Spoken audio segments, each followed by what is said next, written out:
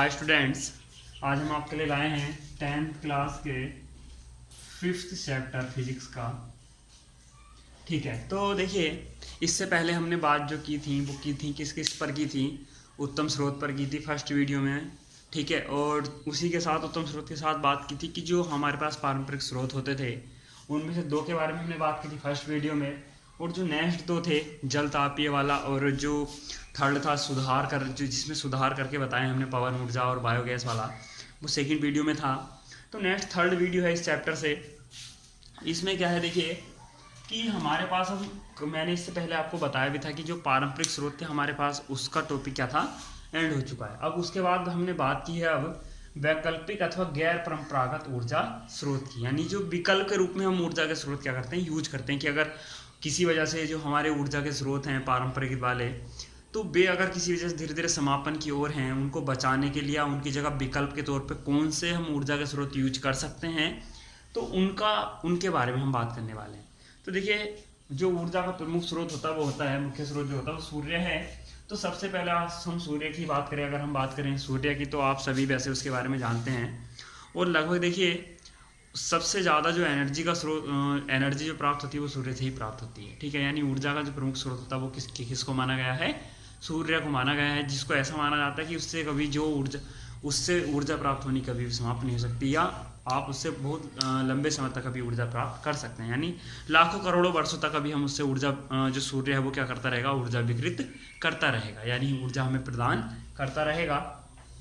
लेकिन देखिए उसमें एक चीज़ और भी है कि जो हमारे पास सूर्य है तो उसमें क्या होता है कि सूर्य से आने वाली जो ऊर्जा होती है वो उसका केवल कुछ ही भाग, यानी बहुत एक छोटा सा भाग ही पृथ्वी तक आ पाता, बाकी जो सारा भाग होता है उसका वो कहाँ, वायुमंडल में विकृत हो जाता है, यानी वायुमंडल में ही रह जाता है। जो पृथ्वी का सरफेस है उस पर कुछ ही भाग आ पाता है। तो जो अंतरिक्ष है, वायुमंडल है, ठीक है, तो उसमें ही एनर्जी क्या होती है, विकृत रह जाती है, वो एनर्जी रह जाती है उसी में।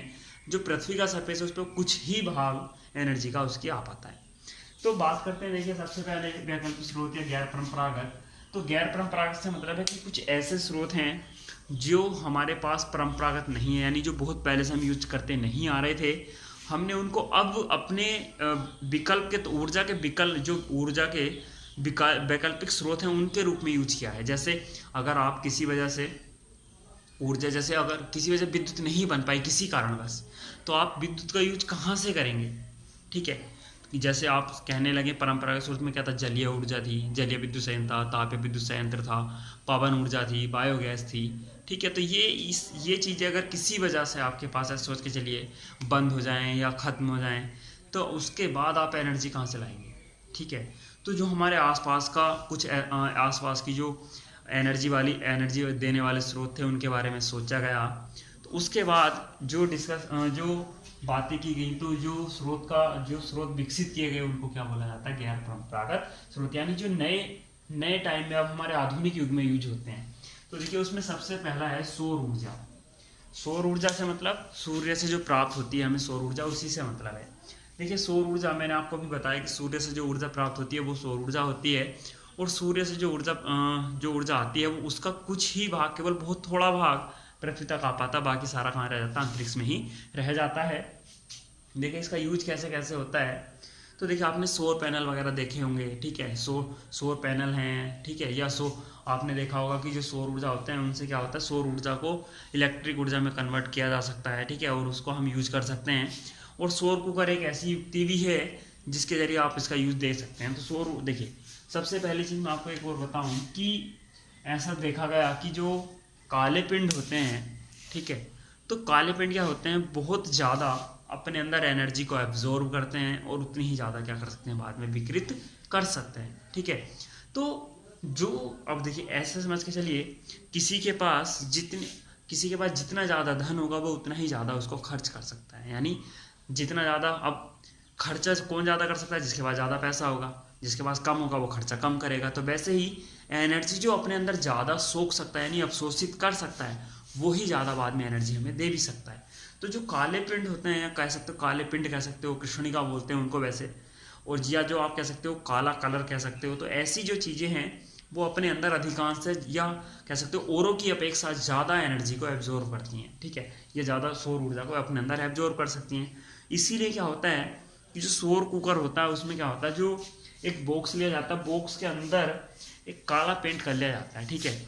उसकी जो ऊपर की प्लेट होती है वो कांच की बनाई जाती है, और जो ऊपर का इसका जो आप कह सकते हो एक ढक्कन टाइप कह सकते हैं, तो वो क्या होता है, वो इस तरह से एडजस्ट सेट किया जाता है कि वो क्या करता है, सूर्य की आने वाली किरणों को, उस पर जो सूर्य किरणें पड़ती हैं, अवतल दर्पण होता है, एक जगह फोकसित करता है। क्या करता है, फोकसित करता है, ठीक है। तो वो क्या करता है उससे, यानी अवतल दर्पण का यूज किया जाता है किसमें, सौर कुकर में। आप ये ध्यान रखिएगा, 1 नंबर का क्वेश्चन है कि सौर कुकर में कौन सा दर्पण यूज किया जाता है, अवतल दर्पण यूज किया जाता है, ठीक है, क्लियर। तो उसका यूज क्या है कि जैसे जैसे वो क्या करता है, सूर्य की किरणों को बॉक्स के अंदर डालता है, तो उससे क्या होता है, वहाँ की जो एनर्जी लेवल होता है वो क्या होता है, धीरे धीरे बढ़ता चला जाता है।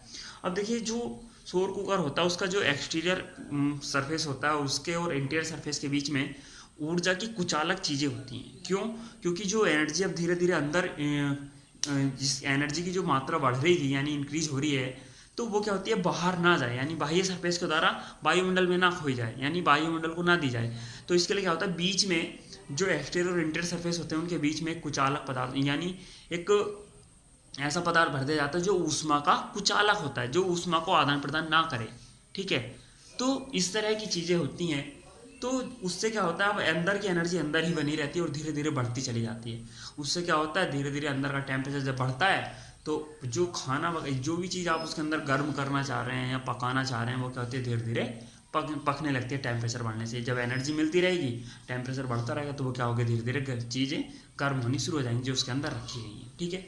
तो देखिए, इस सौर कुकर जो होता है उसका पहले तो मैं बताऊँ आपको कि सौर कुकर से जो आप कह सकते हो उसकी जो सीमाएं होती हैं यूज़ करने की, वो लिमिटेड है। क्यों, क्योंकि आप जब तक आपको जो सूर्य का प्रकाश है वो नहीं मिलेगा तब तक आप इसका यूज नहीं कर सकते हैं। तो सूर्य का प्रकाश आपको रात में तो मिल नहीं सकता है, तो इसलिए उसको आप रात में यूज नहीं कर सकते हैं। कोई ज़्यादा हार्ड चीज़ जो जिसको बनाने में ज़्यादा या जिसको बनने में या पकाने में ज़्यादा टाइम लगता हो वो नहीं बना सकते हैं, क्योंकि जो एनर्जी होती है वो उसकी इतनी ज़्यादा इंक्रीज नहीं हो पाती कि आप कोई हार्ड चीज़ या जो ज़्यादा टेम्परेचर के लिए टेम्परेचर जिसको चाहिए होता है वो वहाँ बन पाए या पक सके, ठीक है। तो कुछ सीमाएं भी हैं, ठीक है। तो अब देखिए, बात और करते हैं इसके अलावा कि जो मैंने आपको भी सौर ऊर्जा की बात की है, तो उससे क्या होता है कि जो हमारे पास सौर सेल होते हैं उनका यूज करके जो इसकी सीमाएं हैं, जैसे हम रात में यूज नहीं कर सकते, इनसे पार पाया जा सकता है। कैसे, देखिए, जो पैनल होता है सौर पैनल, उसको आप छत वगैरह पे या बड़ी बड़ी जगह पे काफ़ी ज़्यादा एक साथ इकट्ठे करके सौर पैनल्स को एक साथ कंबाइंड करके उनसे जो सौर सेल होते हैं उनको चार्ज किया जाता है, ठीक है। अब उनके जरिए क्या हो सकता है, बाद में उस सौर ऊर्जा को इलेक्ट्रिक एनर्जी में कन्वर्ट किया जा सकता है सौर पैनल से। तो अब हम उसका यूज क्या कर सकते हैं, जिस टाइम्स आपके पास सूर्य का प्रकाश नहीं भी हो तब भी उसको क्या कर सकते हैं, हम लाइट के रूप में यूज कर सकते हैं, यानी प्रकाश के रूप में यूज कर सकते हैं, विद्युत ऊर्जा के रूप में, ठीक है। तो इसलिए ये क्या है कि एक अच्छा साधन है। लेकिन जो देखिए, जो सौर पैनल बनता है वो सिलिकॉन से बनता है। तो जो विशिष्ट सिलिकॉन होता है, यानी जो आप कह सकते हैं सौर पैनल बनाने के लिए जो सिलिकॉन यूज होता है, उसकी जो मात्रा है वो सीमित है। लेकिन सिलिकॉन की मात्रा प्रकृति में काफ़ी है, लेकिन जिस तरह के सिलिकॉन का यूज पैनल बनाने में किया जाता है उसकी मात्रा लिमिटेड है। दूसरी चीज़, देखिए, मैंने आपको एक 3rd चैप्टर में बताया था, चांदी, ठीक है, तांबा, ठीक है, और एल्युमिनियम, ये। तो ये 3 चीज़ें मैंने आपको तीनों चीज़ें बताई थी कि इनमें क्या होता है कि हमारे पास ये एक सीरीज होती है किसकी, जो हमारे पास इलेक्ट्रिक करंट को फ्लो कराते हैं। तो जो सर्वश्रेष्ठ चालक होता है वो चांदी होता है, ठीक है। उसके बाद तांबा होता है, ठीक है, कॉपर। उसके बाद होता है एल्युमिनियम, ठीक है। यानी चांदी, कॉपर, एल्युमिनियम, ये 3 कह सकते हो आप, ये चालक होते हैं जो काफ़ी ज़्यादा अच्छे माने जाते हैं। लेकिन सर्वश्रेष्ठ चालक जो होता है वो होता है चांदी। तो अब देखिए, चांदी के बाद अगर हम बात करें तो जो सौर पैनल होता है कि क्योंकि अगर हम रेजिस्टेंस जैसे जैसे हम तांबे की ओर एल्युमिनियम की ओर जाएंगे रेजिस्टेंस बढ़ता चला जाएगा इनका। तो रेजिस्टेंस कम करने के लिए चांदी के तार का यूज़ किया जाता है। किसका, चांदी के तार का यूज़ किया जाता है कॉम्बिनेशन बनाने के लिए पैनल्स में, ठीक है। तो इसीलिए खर्चा काफ़ी ज़्यादा हो जाता है।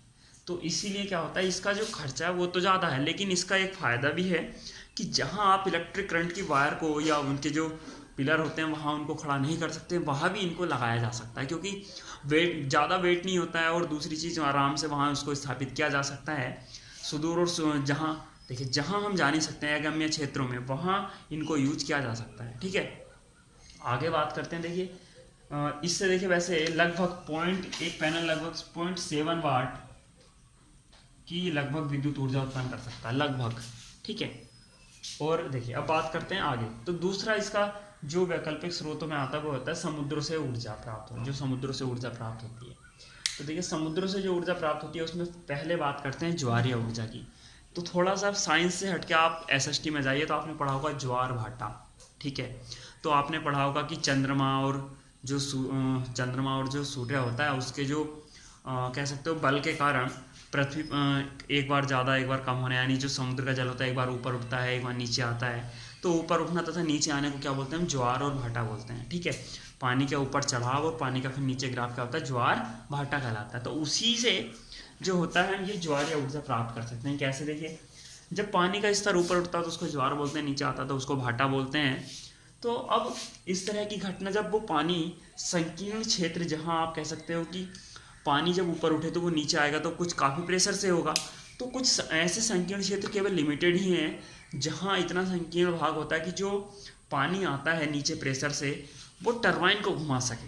ठीक है, तो ऐसे भाग लिमिटेड ही हैं, तो वहाँ ज्वार भाटे का यूज करके टरबाइंस को घुमाया जाता है और जो टरबाइंस घूमती हैं तो विद्युत का उत्पादन कराया जा सकता है। ठीक है, ये मैंने आपको बताया था कि टरबाइन घुमाने के कारण या टरबाइन को घुमाकर हम क्या कर सकते हैं? विद्युत का उत्पादन कर सकते हैं। तो ज्वारीय ऊर्जा का प्रयोग इस तरह से होता है। तो ये स्थान क्या होते हैं? लिमिटेड होते हैं और इनसे इतनी ऊर्जा भी प्राप्त नहीं कर सकते हो आप कि हाँ ज़्यादा इनसे जो व्यापारिक मात्रा में जो ऊर्जा होती है वो आप यूज कर सकते हो। व्यापारिक ऊर्जा के लिए, यानी जो व्यापारिक जितनी ऊर्जा व्यापार करने के लिए चाहिए होती है उतनी ऊर्जा ये उत्पन्न नहीं कर सकते। ठीक है, नेक्स्ट तरंग ऊर्जा। देखिए तरंग ऊर्जा में क्या होता है कि जो आपके पास समुद्र का जल जो स्तर होता है तो वहाँ क्या होता है कि समुद्र के जल स्तर पर तरंगे चलती हैं। ठीक है, और जहाँ ये तरंगे कुछ क्षेत्र ऐसे हैं जहाँ ये तरंगे क्या होती हैं? बहुत प्रबल, यानी बहुत ज़्यादा स्पीड से चलती हैं। ठीक है, जो इनकी प्रबलता होती है चलने की वो काफ़ी ज़्यादा होती है। जितनी ज़्यादा प्रबलता होगी टरबाइन उतनी ही तेज़ वो घुमा सकती हैं, क्योंकि टरबाइन की जो पंखुड़ियाँ होती हैं, टरबाइन को जैसे आप घुमाएंगे जितनी तेज़ घुमाएंगे वो उतनी ज़्यादा जल्दी से क्या कहते हैं एनर्जी भी देगी और उतनी ज़्यादा पावर की भी होगी। तो तरंगे जो तरंगे होती हैं जितनी ज़्यादा प्रबल रूप से चलेंगी उतनी ही ज़्यादा टरबाइन से आप उतनी अच्छी विद्युत का उत्पादन कर सकते हैं। तो जहाँ तरंगे महासागर के पृष्ठ पर ज़्यादा तीव्र होती हैं तो ऐसे स्थान, अब ये तो है नहीं कि हाँ सभी जगह बहुत ज़्यादा तीव्रता से चलती हैं तरंगे, ऐसा नहीं हो सकता। तो कुछ ही स्थान ऐसे होते हैं, लिमिटेड क्षेत्र होते हैं इसी के भी, जहाँ इन तरंगों का यूज करके टरबाइन को घुमाकर विद्युत का उत्पादन किया जा सकता है। ठीक है, क्लियर? नेक्स्ट देखिए महासागरीय तापीय ऊर्जा। ठीक है, ocean thermal energy conservation plant. ठीक है, तो ये देखिए एक नंबर की पहले तो ये फुल फॉर्म ही है, आपको किताब से मिल भी जाएगी। Ocean thermal energy conservation plant या सागरीय तापीय ऊर्जा रूपांतरण विद्युत संयंत्र, ओशियन थर्मल OTEC की फुल फॉर्म है। तो महासागरीय तापीय ऊर्जा, इससे क्या होता है? देखिए इसके बारे में बताऊं तो इसमें क्या होता है, जब हम बात करते हैं समुद्री तल की, तो आप अगर देखिए नॉर्मल तौर पे हम बात करें तो आप अगर किसी एक बाल्टी में पानी भर के रख दें धूप में, तो सूर्य के प्रकाश में, तो पहले पानी का ऊपरी स्तर धीरे धीरे क्या होता है? गर्म होगा। नीचे का पानी उसकी अपेक्षा, ऊपर की अपेक्षा थोड़ा ठंडा होगा। ठीक है, अब ऐसा ही क्या होता है? समुद्र तल तक होता है, समुद्र तल पे होता है जो समुद्र का पृष्ठ होता है, समुद्र पृष्ठ पर जो पानी होता है वो क्या होता है कि ऊपरी पृष्ठ समुद्र के जो सूर्य का जो प्रकाश होता है उससे क्या होता है? धीरे धीरे गर्म होने लगता है। लेकिन जो नीचे का जल होता है वो क्या होता है? धीरे वो ठंडा होता है उसकी अपेक्षा।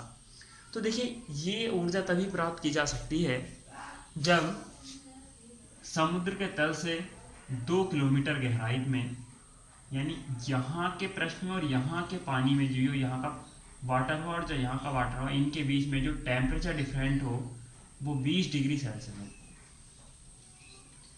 जो यहाँ और यहाँ के वाटर डिफरेंस है इनके बीच में जो टेम्परेचर डिफरेंट है वो कितना हो? 20 डिग्री सेल्सियस का हो।